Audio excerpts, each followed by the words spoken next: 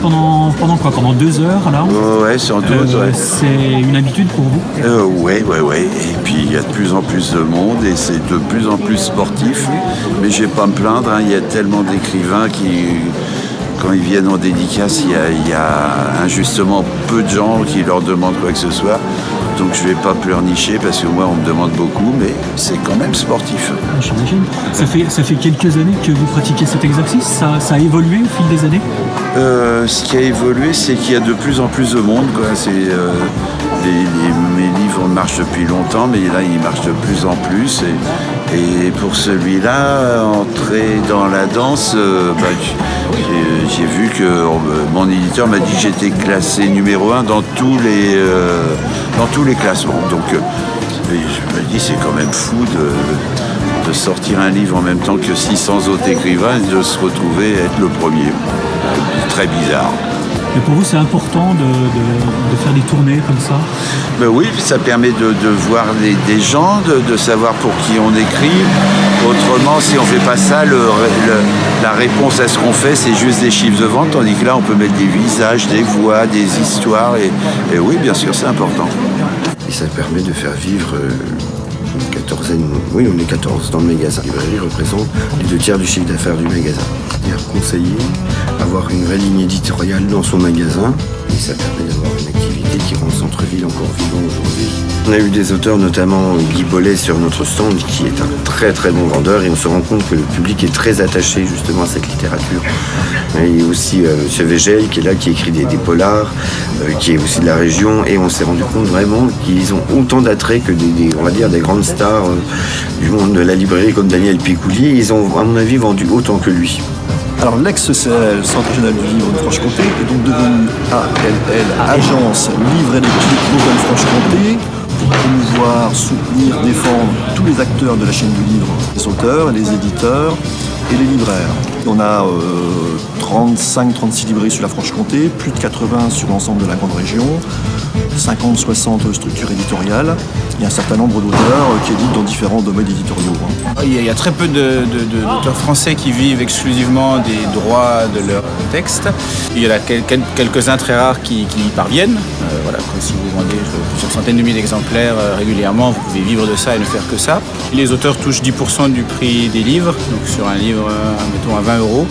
Toucher 2 € par livre, donc ouais, en fonction des revenus que vous pouvez espérer, vous pouvez faire le calcul. Il y en a qui sont en dessous. Vous touchez 10% et souvent dans les clauses des contrats, vous touchez 10% pour les 5000 premiers exemplaires et ça peut aller jusqu'à 14% pour ceux qui sont au-delà du 50 millième. On peut vivre après de l'écriture en vivant à Besançon comme à Paris, en animant des rencontres, en se faisant rémunérer pour animer des ateliers, pour des prestations. Voilà tout ce qui... Bon, on peut faire des piges pour des journaux, rédiger des articles de commande, rédiger des textes de commande.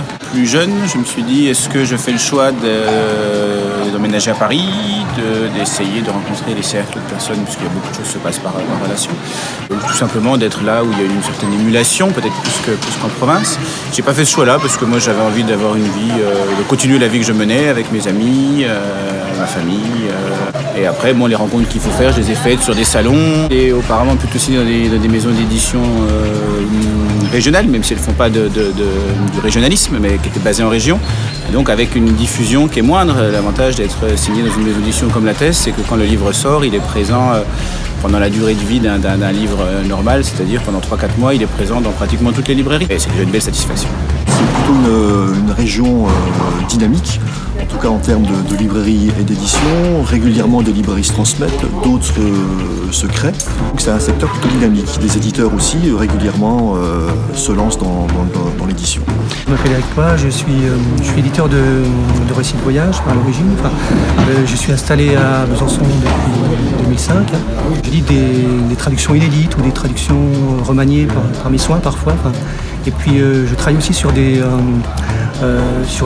livres qui sont des manuscrits, de bons manuscrits de récits de voyage qui sont conservés dans des fonds d'archives.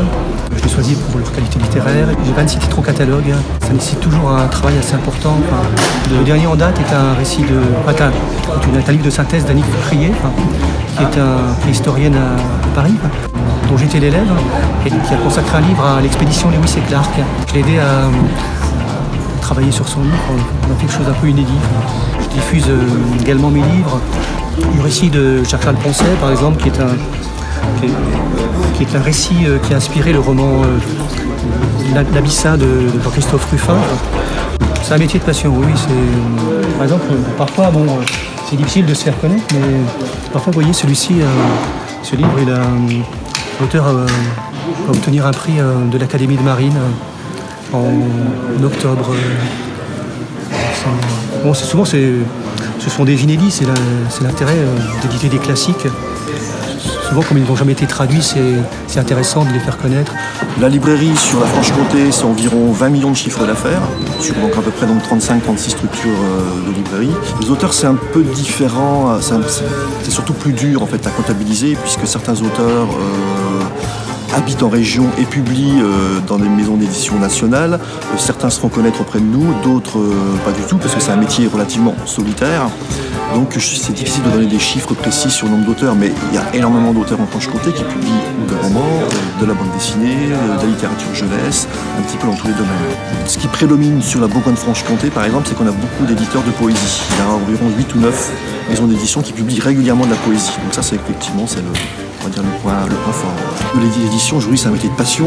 Quand on édite un livre, ensuite, il faut pouvoir le diffuser, le distribuer, c'est-à-dire trouver des relais à travers, effectivement, les magasins, les librairies, ou voire les grandes surfaces.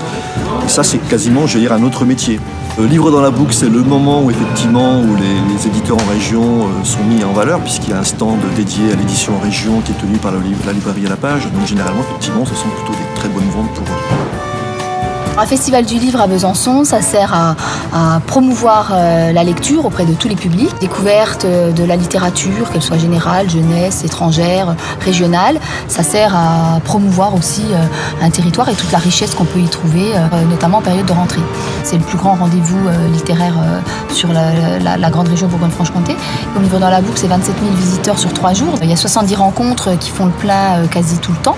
C'est évidemment important pour les professionnels. Tout le monde contribue à la réussite d'un événement comme celui-ci. On voit toujours la dépense, mais on voit rarement les retombées économiques que ça génère. C'est très important.